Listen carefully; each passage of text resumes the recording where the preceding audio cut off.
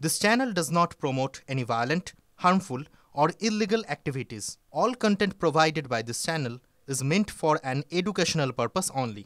খালের ধার থেকে উধাও হয়ে যাচ্ছে গাছ। নির্বিচারে গাছ কাটা হচ্ছে হুগলির খানাকুড়ে। কয়েক লক্ষ টাকার গাছ পাচারের অভিযোগ। খাল সংস্কারের আড়ালে গাছ কাটার অভিযোগ গ্রামবাসীদের। বিজেপি পরিচালিত ঠাকুরানীচক পঞ্চায়েতে বেনিয়ম। বিজেপির মদতেই গাছ পাচার, দাবি তৃণমূলের। অপপ্রচার করছে তৃণমূল, পাল্টা বিজেপি। অভিযোগ ছিল প্রথম সম্ভবত ৪ তারিখে ডিটেকশন হয়েছিল যে অনেকগুলো গাছ এখানে কেটে ফেলেছে, যেটা আমাদের রেঞ্জ অফিস থেকে এসে ওরা ডিটেকশনের পর ৫ তারিখে সম্ভবত সেই ৫ তারিখে ওটা গাছগুলোকে জিম্মানামা একটা দিয়ে গেছিল পঞ্চায়েত প্রধানের কাছে। যেহেতু আশেপাশে লোক পাওয়া যায়নি তাই ওগুলো রক্ষা করতে সাধারণত এরকমই ফলো করা হয়। হয় একজন রেসপেক্টেড স্কুল শিক্ষক, পঞ্চায়েত প্রধান, কাউকে দেওয়া হয় যে এগুলো রক্ষা করবেন। তারপরে আজ ৭ তারিখে ডেট দেওয়া হয়েছিল। ইনভেস্টিগেশন চলছে, যেমন আগে বাড়বে আমরা বলবো নিশ্চয়ই। কে বা কারা কাটলো এইটা সম্বন্ধে ইনভেস্টিগেশন না করে, যদি পারমিশন নিয়ে কাটা হতো তাহলে তো ৫ গুণ গাছ লেগে যেত। যেহেতু পারমিশন নিয়ে কাটা হয়নি তাই আমি আশা করব এর পরবর্তীতে পঞ্চায়েত এবং অন্যান্য দপ্তর, বন দপ্তরের সাহায্য চাইলে অবশ্যই আমরা এসে প্ল্যান্টেশন করব।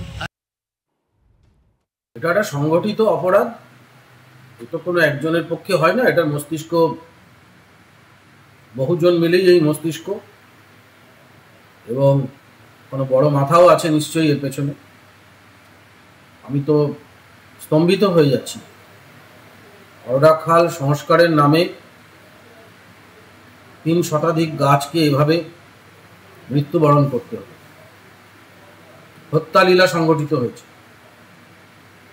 এটা যেরকম মানুষকে মারার সমান অপরাধ। মানুষকে মারা, মানুষকে হত্যা করা যে ধরনের অপরাধ, এতগুলি বৃক্ষ নিধন সেই একই ধরনের অপরাধ। তদন্ত চলছে, তদন্ত নিশ্চয়ই সেটা রিভিল হবে। পুলিশ আধিকারিকরা তদন্ত করছেন, ফরেস্ট ডিপার্টমেন্ট তদন্ত করছে। আমাদের যে কাজটা ছিল আইডেন্টিফাই করা, আমরাও সে কাজটা করে এসেছি। তাদের বিরুদ্ধে ব্যবস্থা গ্রহণ করা যায়, প্রশাসনিক স্তরে সব রকম করা হচ্ছে ব্যবস্থা তাদের বিরুদ্ধে যারা এই কাজটা করেছে। এবং ঠাকুরানীচক জিপি প্রধান উনি দুরকম কথা বলছেন, যে আমাদের ফরেস্ট অফিসার বলেছেন যে আমাদের জিম্মায় রাখতেন, কিন্তু ফরেস্ট অফিসার কোথাও জানানো হয়নি। গাছ কাটতে গেলে কিছু নিয়ম আছে, ভূমি দপ্তরে জানাতে হয়, স্থায়ী সমিতিতে পাস হবে, তার রেজুলেশন কপি যাবে ভূমি বন দপ্তরে, গাছ কাটা হবে। এখানে কোনো নিয়ম মানেনি, না মেনে বেআইনিভাবে সম্পূর্ণ কিছু লোক লুট করার জন্য এই গাছগুলো কেটে অসাধু উপায়ে বিক্রি করে আর্থিক লেনদেন করার জন্য কিছু লোক এর সঙ্গে যুক্ত করেছে। কিন্তু ওই এলাকার যে প্রধান আছেন তার উপরে দায়ী বর্তায় ওই এলাকায় যদি কোনো ঘটনা ঘটে। অতএব এই প্রধানকেই ধরা হবে যে প্রধান বা ৩ দিন ধরে ওই এলাকায় ৪০০ গাছ কাটা হয়ে গেল, প্রধান কিছু জানে না। এ কথাটার কোনো নেই, সারবত্তা নেই যে প্রধান জানে না যে গাছ কাটা হয়ে যাচ্ছে। দেখলাম ওখানে গাছ পড়ে আছে, কিছু লোক নিয়ে যাচ্ছিল। সেই সমস্ত গাছগুলোকে আমরা ওখান থেকে বাজেয়াপ্ত করে একটা জায়গায় স্ট্যাক করি, ফরেস্টে খবর দিই, থানায় খবর দিই, বিডিও সাহেবকে খবর দিই। আমরা মেল করেছি, চিঠি করেছি, সেই চিঠির কপি আমাদের কাছে আছে।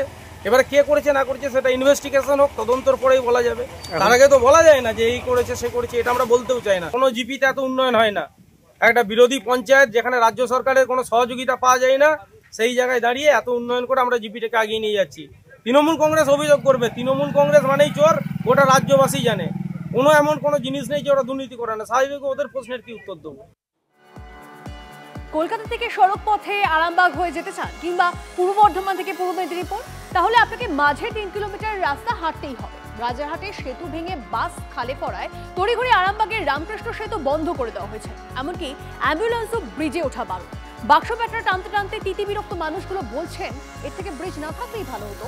সেই দীর্ঘশ্বাস কি প্রশাসনের কানে পৌঁছচ্ছে?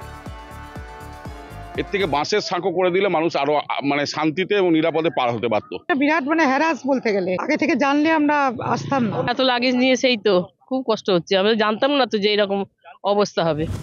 ব্রিজ না থেকে সাঁকো থাকলে যেন ভালো হতো, এতটা ঝঞ্ঝাট পোহাতে হতো না।